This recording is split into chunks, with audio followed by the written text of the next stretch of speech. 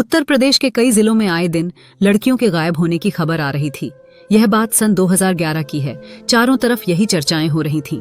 लड़कियां कहीं से भी गायब हो जाती थीं। एक बार गायब हो गई तो वापस कभी नहीं मिलती थी।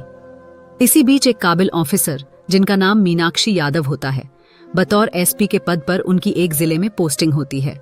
उधर लड़कियों के गायब होने से आईजी साहब के ऊपर भी दबाव बना हुआ था। वह 24 घंटे सिपाहियों को गश्त करने का आदेश देते हैं, लेकिन कोई फायदा नहीं होता। इसके बाद मीनाक्षी मैडम एक खतरनाक फैसला लेती हैं और खुद ही एक वेश्या का भेष बनाकर यूपी के हाईवे पर खड़ी हो जाती है। और फिर कुछ ऐसा होता है जिसे जानकर आप भी हैरान हो जाएंगे।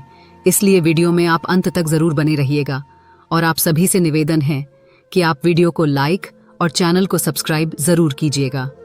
तो चलिए कहानी को शुरू करते हैं। दरअसल सन 2011 में उत्तर प्रदेश के कई जिलों में रात में लड़कियां गायब हो रही थीं। जिस घर से भी लड़कियां गायब होती थीं, वह घर वाले थाने के चक्कर काटते थे, लेकिन उन्हें कुछ भी हासिल नहीं होता था।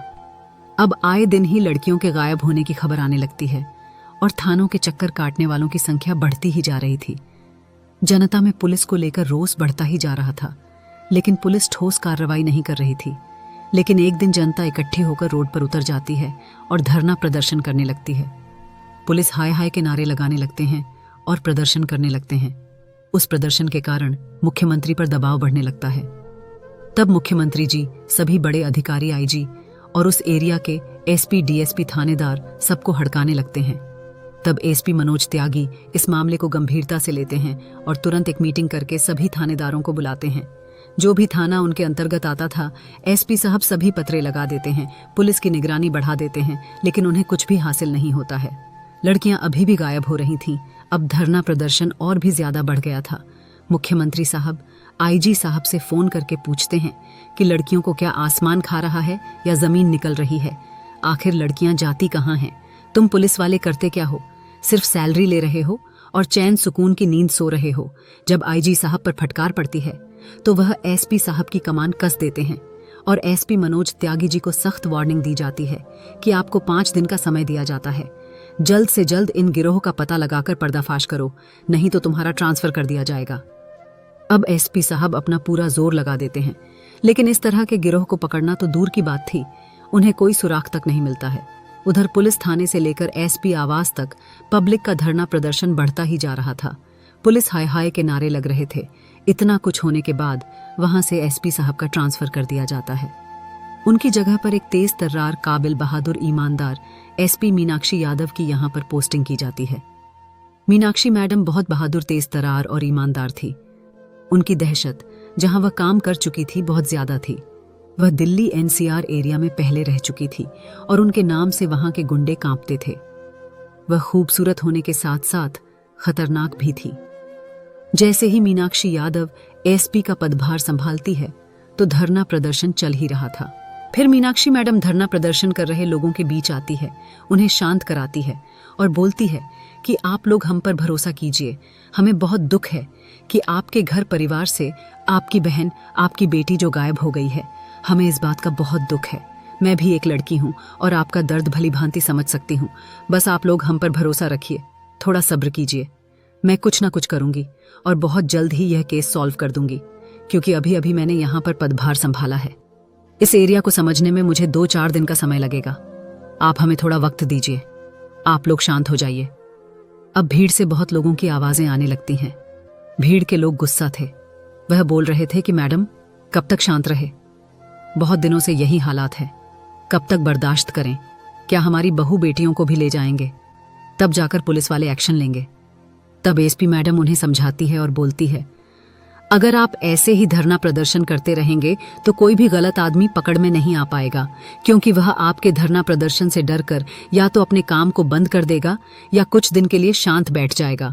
इसलिए बेहतर यही है कि आप लोग शांति से घर बैठ जाइए और हमारे ऊपर भरोसा रखिए।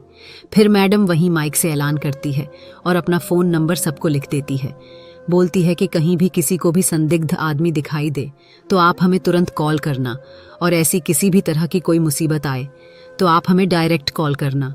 आपको थाने में आने की ज़रूरत नहीं है। मैं सब कुछ मैनेज कर लूँगी। अब लोगों के बीच कानाफूसी शुरू हो जाती है।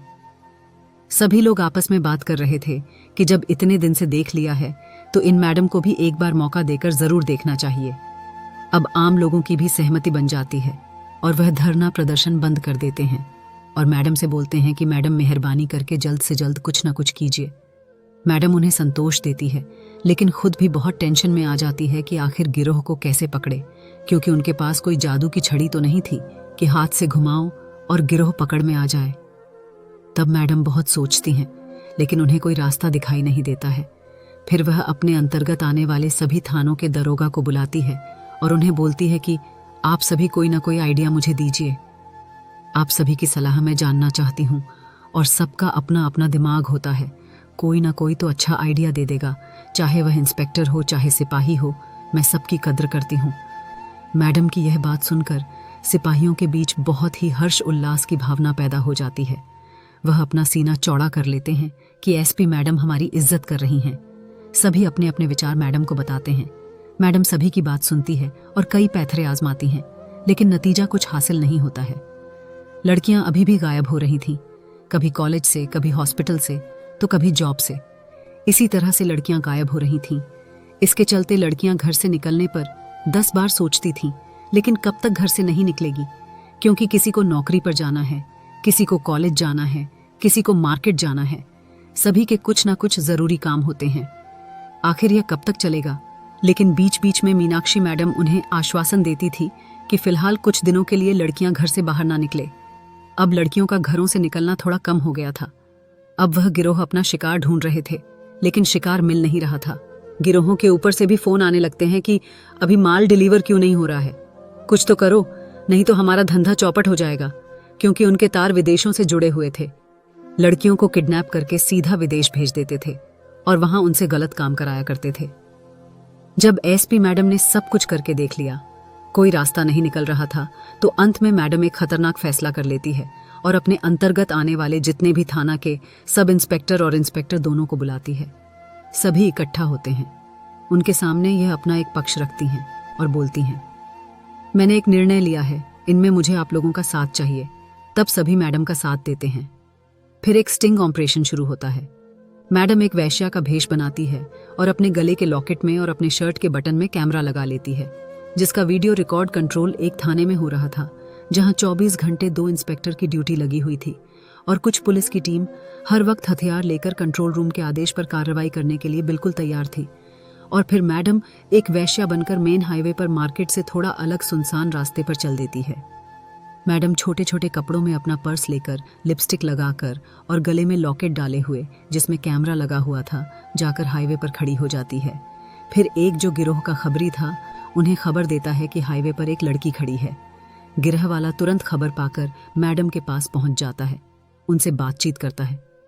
उसको देखते ही वह समझ जाता है कि यह तो ऐसे ही मान जाएगी, इसके साथ जबरदस्ती करने की कोई जरूरत भी नहीं है। वो लड़का पूछता है, कितना लोगी मैडम? एसपी मैडम बोलती है, पूरे 1000 रुपए। फिर वो बोलती है, चलना है तो चल, नहीं तो टाइम खोटी मत कर। अब एसपी मैडम की टपोरी लैंग्वेज सुनकर गिरोह वाले को विश्वास हो जाता है कि यह वैसे पहले से ही है।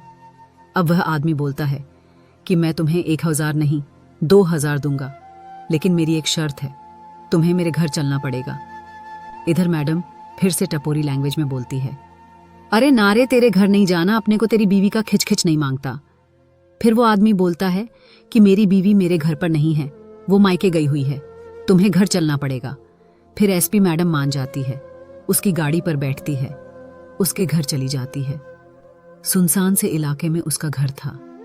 इधर कंट्रोल रूम से मैडम की टीम को भी आदेश मिल जाता है कि मैडम की लोकेशन ट्रैक करो। अब जो पुलिस की टीम थी वो मौके पर पहुंचकर उस घर को घेर लेती है। तभी वो आदमी बोलता है, मैडम ठंडा लोगी क्या? मैडम बोलती है, अबे नहीं, तू बस सादा पानी पिला दे। फिर वह आदमी किचन में जाता है और एक गिलास पानी में कोई पाउडर मिला देता है और पानी मैडम को देता है। बोलता है, लो पी लो। लेकिन मैडम बहाना करके वॉशरूम चली जाती है। तब तक उस आदमी का फोन आ जाता है। जैसे ही वह फोन निकालकर बात करने के लिए जाता है, तब तक मैडम आकर गिलास को फुर्ती से उठाती है और फूलों के गुलदस्ते में पानी डाल देती है। फिर पानी पीने का नाटक करती है और थोड़ी देर में बेहोश होने का ढोंग कर देती है। अब वह आदमी जोर जोर से हंसने लगता है। तुरंत ही अपने गिरोह वालों को फोन करता है कि आज बहुत अच्छी आइटम मिली है विदेश में, इसके अच्छे दाम मिलेंगे। वो एसपी मैडम के सामने ही फोन पर बात करने लगता है कि बहुत अच्छी माल है, इसके पैसे डबल लगेंगे, और वैसे भी बहुत दिन से माल सप्लाई नहीं हुआ है, तुम्हें ज्यादा पैसा देना पड़ेगा। एसपी मैडम सभी बात सुन रही थी। जैसे ही गिरोह वाले उस आदमी से बातचीत करके फैसला कर लेते हैं, पैसों की बात फिक्स कर देते हैं, तो वह आदमी बोलता है, ठीक है, आ जाओ हमारे घर पर ही। अब गिरोह के 4 आदमी फटाफट गाड़ी लेकर उस घर पर पहुंच जाते हैं। इधर मैडम बेहोशी का ढोंग कर रही थी। जैसे ही वह चारों आते हैं और उसे पैसे देकर मैडम के चारों आदमी पैर पकड़ने की कोशिश करते हैं, तो तभी मैडम जोरदार लात मारती है। तो एक आदमी को जोर की लगती है, वह दूर जाकर गिरता है। उसके बाद एसपी मैडम एकदम से उछलकर खड़ी हो जाती है और स्टाइल में अपना पिस्टल लहराते हुए निकाल लेती है और उन सब की तरफ तानते हुए बोलती है कि अगर हिलने की कोशिश की तो अभी के अभी दुनिया से हिला दूंगी। अब वह चारों और वह व्यक्ति जो मैडम को लेकर आया था, पांचों के पांचों हाथ खड़ा करके खड़े हो जाते हैं और तभी पुलिस टीम भी वहां पहुंच जाती है और उन पांचों को गिरफ्तार कर लेते हैं। अब एसपी मैडम बहुत ही खुशी खुशी उन पांचों को लेकर थाने जाती है।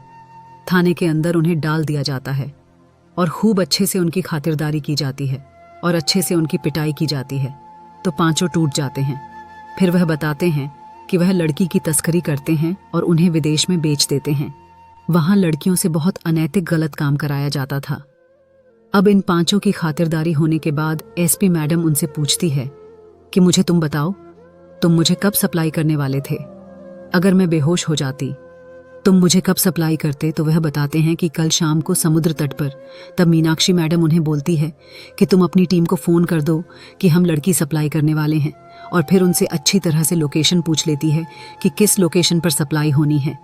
फिर मीनाक्षी मैडम अपने बड़े ऑफिसर को फ़ोन करती है कि हमें बहुत ज़्यादा पुलिस बल चाहिए होगा, और उन्हें कई पुलिस बल प्रोवाइड भी कर दिया जाता है।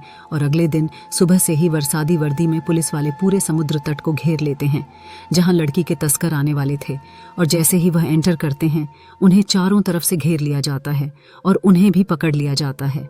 इसके बाद एक एक करके एक ही दिन में कई अलग अलग जगहों पर छापेमारी की जाती है और सभी गिरोह वालों को पकड़ लिया जाता है। अब दूसरे दिन अखबार की हेडलाइन में मीनाक्षी यादव मैडम की बहादुरी का किस्सा छपा हुआ था और बहुत सारी पब्लिक उनके आवाज़ पर आती है। फिर सभी मीनाक्षी मैडम को बहुत बहुत धन्यवाद करते हैं। बड़े बड़े ऑफिसर भी उनकी खूब तारीफ करते हैं और मुख्यमंत्री पर्सनली मीनाक्षी मैडम की तारीफ करते हैं और उन्हें प्रमोशन भी दे देते हैं। तो ये थी आज की कहानी। आपको कैसी लगी? मीनाक्षी मैडम की बहादुरी के लिए एक लाइक ज़रूर करें और मीनाक्षी मैडम के बारे में आपकी जो भी राय है कमेंट करके अवश्य बताइए। अगर कहानी आपको ज़रा भी पसंद आई हो तो वीडियो को लाइक कर दीजिए और चैनल को सब्सक्राइब ज़रूर कीजिएगा। तो मिलते हैं फिर से एक नई और इंटरेस्टिंग कहानी में। तब तक के लिए धन्यवाद। जय हिंद, जय भारत।